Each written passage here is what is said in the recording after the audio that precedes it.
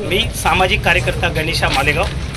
आज मी माननीय तहसीलदार साहेबांना एक विनंती अर्ज दिले आहे आणि मेमोरंडम दिलेलं आहे आणि तीन दिवसाचा यांना अल्टिमेट दिलेला आहे की तहसीलदार देवरे, नायब तहसीलदार धारणकर आणि 3 जण इतरत्र जे कर्मचारी निलंबन केलेले आहे, निलंबन करून यांच्यावरती काही फायदा नाही. यांनी शासकीय कामात हलगर्जीपणा केला, शासकीय अधिकाऱ्यांना धुळजाकपणा केलेला आहे.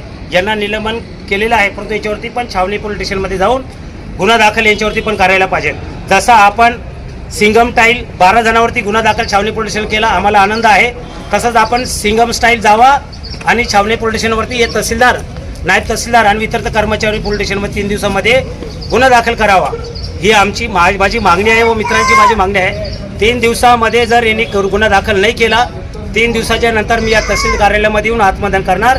माझ्या मूर्ती जबाबदार मुख्यमंत्री साहेब देवेंद्र फडणवीस आणि आमचे माननीय श्रीमानजी किरीट सोमय्या साहेब हे माझ्या मूर्ती सर्वश्री जबाबदार राहणार. याची आपण मीडियाद्वारे दखल घ्यावी. सर, आपको ऐसे क्यों इतनी जल्दी आत्मदहन करने की जरूरत पड़ गई? त्याच्या आवश्यकता अशी भासली की माननीय साहेबांनी जसे 12 जणांवर गुन्हा दाखल केला, ते मला आनंद वाटला की ठीक आहे, तो चौकशीचा भाग आहे, ते आरोपी आहे अथवा नाही हे न्यायालय बघणार.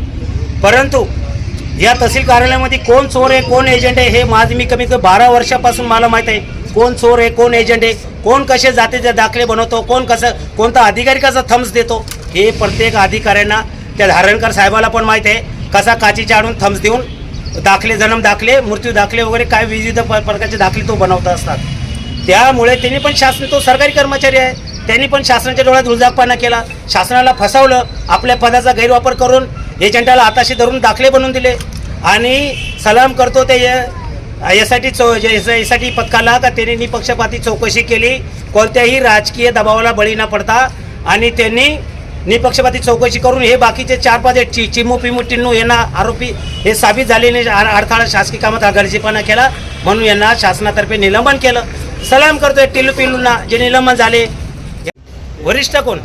अप्पर जिल्हाधिकारी नाही देतोय ना, अप्पर जिल्हाधिकारी साहेबाला देतोय, जिल्हाधिकारी साहेबाला देतोय, विभागीय आयुक्त साहेबाला देतोय, माननीय आपले कर्तव्यदक्ष अप्पर पोलीस अधीक्षक माननीय अनिकेत भारती साहेबांना देतो. सध्या मालेगावला भारती साहेब आहे, साहेबांना पण मेलद्वारे शासनाच्या नियमांतर्गत मी मेलद्वारे पाठवतो सगळ्यांना. मग कारवाई झाल्या पाहिजे. आपण एक सामाजिक कार्यकर्ता आहे. सामाजिक कार्यकर्ता म्हणजे काय तर कोणताही नागरिक बोलू शकतो. बाबासाहेबांनी घटनेमध्ये बोलण्याचा अधिकार दिला आहे. कोणाच्या थोडी बापाने आज पण आपल्या दावा कोणाचा बाप आणू शकत नाही. घटनेमध्ये बाबासाहेबांनी बोलायचा अधिकार दिला आहे. आपण कोणाशी पण बोलू शकतो, नियमात कायदेशीर बोलू शकतो, बोलायचा अधिकार आहे आपल्याला. पहिले माझं एवढं म्हणणं आहे मीडियाद्वारे की माननीय तहसीलदार साहेबांना मी आता विनंती केली की आपल्या कार्यालयामध्ये एजंट मोठ्या प्रमाणे एजंटावर कारवाई करा, पकडा दे. वाळूचे डंपर तुमचे ऑफिस पडून चालले, वाळूचे डंपर भरभरून चालले, ट्रॅक्टर चालले, वाळूचे ट्रॅक्टर चालले, डंपर चालले, यांच्यावर कारवाई करा. साहेब बोले आम्ही कारवाई करतो. साहेबांनी कारवाई नाही केली तर आपल्याजवळ मोबाईल आहे, शूटिंगद्वारे आपण मंत्रालयात दाखवू, महसूल मंत्र्यापर्यंत नेऊ. नाही न्यायालयावरती पेट्रोलची 10 लिटरची डबकी हातात घेऊन आत्महत्या करू.